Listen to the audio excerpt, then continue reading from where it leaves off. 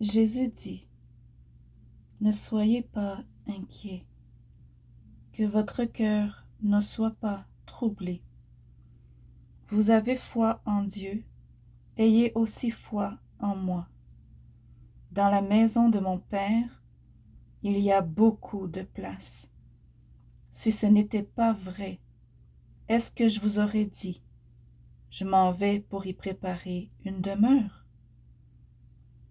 Lorsque je vous aurai préparé cette demeure, je reviendrai et je vous prendrai avec moi, si bien que vous serez, vous aussi, là où je serai. Vous savez bien où je vais et par quel chemin on y parvient. Thomas lui fit remarquer, « Seigneur, nous ne savons même pas où tu vas. Comment saurions-nous par quel chemin on y parvient? » « Le chemin, répondit Jésus, c'est moi, parce que je suis la vérité et la vie. Personne ne parviendra jusqu'au Père sans passer par moi. Si vous me connaissez, vous connaîtrez aussi mon Père. Mais, que dis-je, maintenant déjà, vous le connaissez.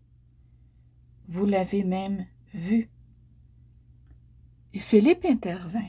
« Seigneur, montre-nous simplement le Père, et nous serons satisfaits. » « Et quoi? » lui répondit Jésus. « Après tout le temps que j'ai passé avec vous, tu ne m'as pas encore reconnu, Philippe? Celui qui m'a vu a aussi vu mon Père. Comment peux-tu dire, montre-nous le Père? Ne crois-tu pas que je suis un avec mon Père, que je vis en lui et qu'il vit en moi? Ce que je vous dis, je ne le tire pas de mon propre fond. C'est le Père qui demeure continuellement en moi, qui accomplit par moi ses propres œuvres. Si vous ne me croyez pas sur parole, quand je dis que je vis dans le Père et que le Père vit en moi, alors croyez-le du moins à cause des œuvres que vous m'avez vu accomplir. Vraiment, je vous l'assure, celui qui croit fermement en moi accomplira lui-même les œuvres que je fais. Il fera même de plus grandes choses, parce que je retourne auprès du Père.